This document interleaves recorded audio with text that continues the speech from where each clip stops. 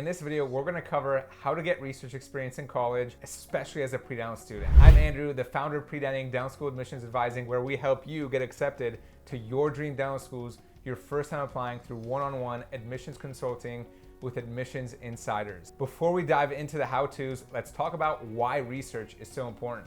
Research experience helps you in 4 ways. It shows that you're genuinely interested in the sciences, which is important because a lot of the dental school curriculum is focused on the sciences. Secondly, it really improves your critical thinking and problem-solving skills, which is a really important skill in dentistry because it helps with diagnosing patients and creating treatment plans. Thirdly, it can help you develop relationships with your professors or your principal investigator who may become your letter of recommendation writer. So even though research isn't actually a mandatory requirement for dental school admissions, it can help open a lot of doors for you, especially if you're focused on applying public schools that are big in research, which are usually schools like UCLA, UCSF, Michigan, Washington, and a lot of other public dental schools. So how do you go about actually getting into a research lab? What I recommend, and the best first step for most people, is to identify what big picture or specific subject you're interested in. Are you interested in psychology, biology, chemistry, organic chemistry, marine biology, or something else? And within that realm, what are you more specifically interested in? Is it something that has to do with stem cells, ecology, social psychology, microbiology? Thinking about your interests is important because it'll help you narrow down which labs or professors you're gonna be reaching out to.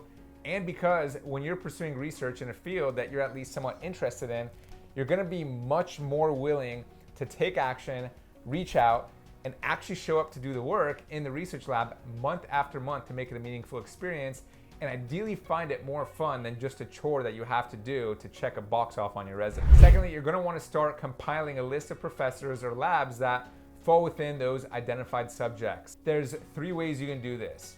First, you can do this by either thinking which professors have taught you courses in subjects that you're interested in, and then reach out to them.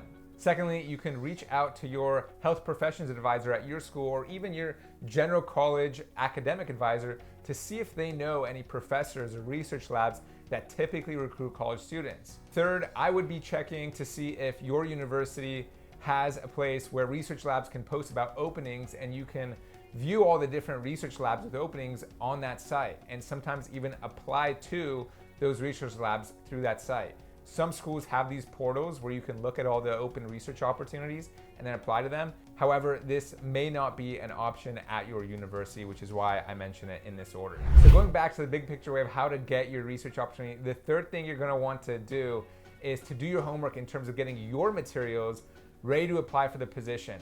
This means putting together a resume or CV, and also putting together a cover letter which talks about your interest in a specific professor's research lab and any possible relevant experience or courses you've taken that can help you be someone who can contribute to their lab rather than just someone who is looking for research experience. And that's something really important. I'd be focused on talking about how you want to contribute to their lab and help out in any way possible, instead of just focusing on begging for research experience when you reach out. Show that you want to help them out and do whatever they need help with, whether that means cleaning glassware, doing data entry, data analysis, or whatever else. Because by doing this, you now talk about how you're gonna benefit the professor by helping them out rather than just being someone who's begging for a research position. And to be very clear, I would take a simple entry-level research position like cleaning glassware or data entry as a huge win.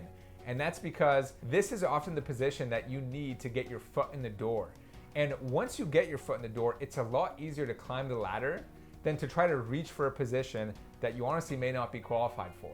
And it's a lot more likely that the research PI or professor will give you a higher up position when that spot opens up, instead of to a random person, because you're already acquainted with the research, you're trained, and it's a lot easier to promote someone than it is to find someone brand new and train them from scratch. Before we go into the 4th step, if you're finding this video helpful, give it a like, subscribe for more pre-dental advice videos, and let's go on to the 4th step.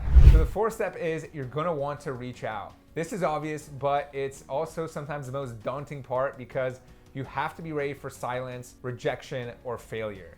Be prepared for it.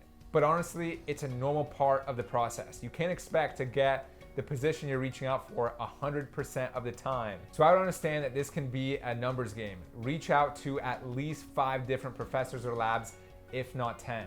And don't forget to follow up with people. A lot of the times, professors and research PIs are really busy, might read your email, and then have something else that's more important come up or pop up, and then forget to respond to your email. It happens to me sometimes, and the best thing to do is to follow up after a few days or a week, and it's not gonna mean anything to you, as in you're not gonna lose anything, but you will have the opportunity to follow up and see if that professor or research PI just forgot to respond, and I promise you, sometimes they do. Another little trick that you can do is to reach out to a TA who you're having in a current course or who you've had previously and see if they do research or know someone who does research and is looking for help with their research. This can be a low-hanging fruit and a gold mine because a lot of times the TAs are close to the professor or the TAs are doing research themselves. On a similar note, if you're lucky enough to be at a university where there's also a down school associated with it, I would definitely reach out to some of the down school professors and faculty